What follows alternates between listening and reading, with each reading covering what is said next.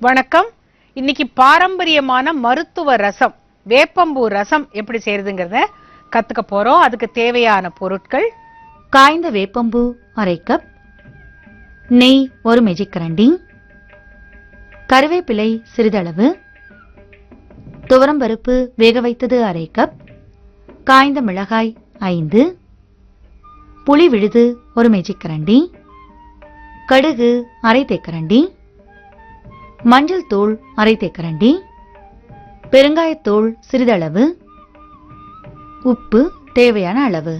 April மாசத்துல பச்சையா இருக்கும் அந்த வேப்ப மரத்துல இருந்து உதிர்ற பூவு, அதை எல்லாத்தையும் எடுத்து முரத்துல போட்டு வீட்டுல ஒரு ஓரத்துல வச்சுட்டோம்னாக்கா அது பாட்டு நாளடைவுல நல்லா காஞ்சிரும். காஞ்சு அது புளியம்பூ நிறத்துல வந்துடும். இந்த புளியம்பூ நிறம்ங்கிறது இதுதான். நல்ல ஒரு பிரவுனா இந்த புளியம்பூ நிறத்துல வந்த பிறகு நாம எடுத்து அது ஒரு பாட்டில்ல போட்டு வச்சுக்கலாம்.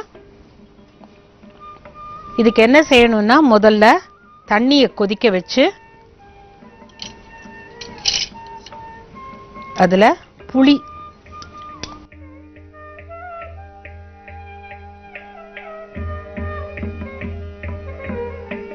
தண்ணி கொதிக்கும் பொழுது அதுல உப்பு, மஞ்சத்தூள்,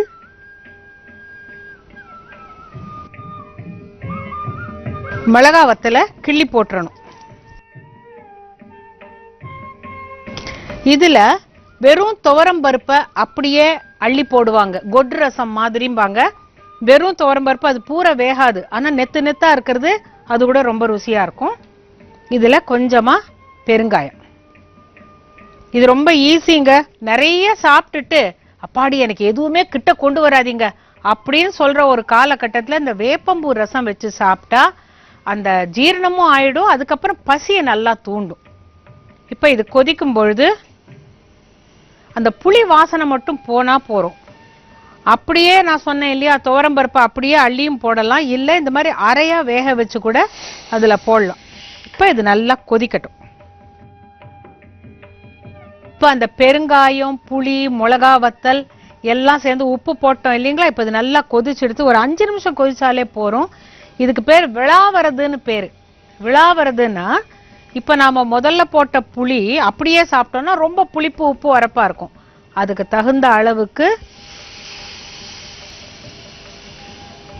ரசத்தை விளாவுதல் அப்படிங்கிறது இதுதான். இப்ப இது அப்படியே நல்லா நுரைச்சு வரும். இது நுரைச்சு வந்த பிறகு எடுத்து வச்சுட்டு தாளிச்சு கொட்டணும். இது நுரைக்கட்டும். இப்ப அந்த ரசம் நுரைச்சு வர்றதுக்குள்ள நாம தாளிச்சு கொட்டிடலாம். ஒரு சட்டியை காய வச்சு அதுல நெய் விடணும்.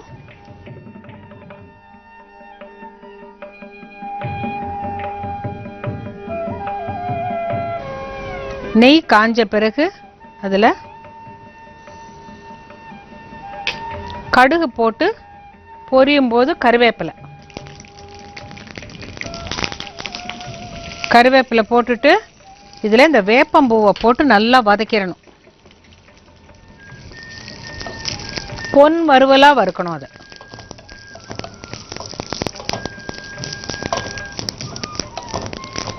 இது வறுபடும் போது அந்த வேப்பம் பூ வாசனை ரொம்ப நல்லா இருக்கும். ரொம்ப கருகிடக்கூடாது.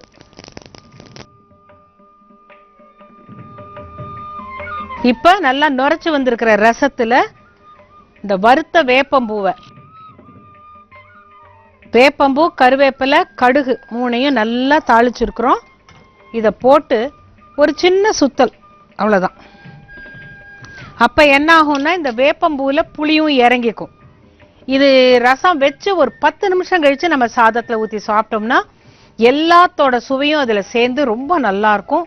ஆரோக்கியமான ரசம் கூட. வேப்பம்பூ ரசம் தயார். வேப்பம்பூ ரசம் செய்ய தேவையான பொருட்கள்: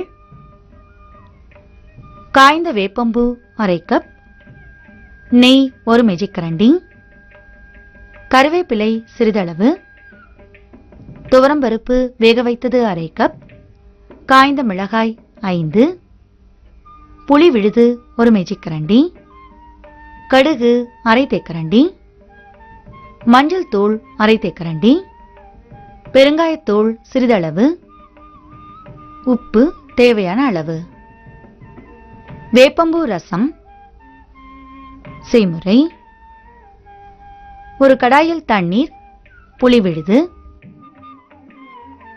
தேவையான அளவு உப்பு, மஞ்சள் பொடி, காய்ந்த மிளகாய், பெருங்காயப் பொடி ஆகியவற்றை சேர்த்து நன்றாக கலக்கவும்.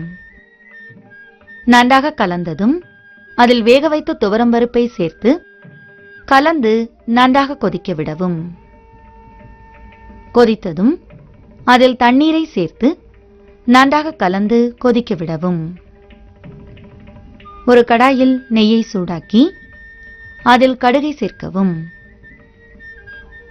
கடுகு பொரிந்ததும் அதில் கருவேப்பிலை, காய்ந்த வேப்பம்பூ இரண்டையும் சேர்த்து நன்றாக வதக்கவும்.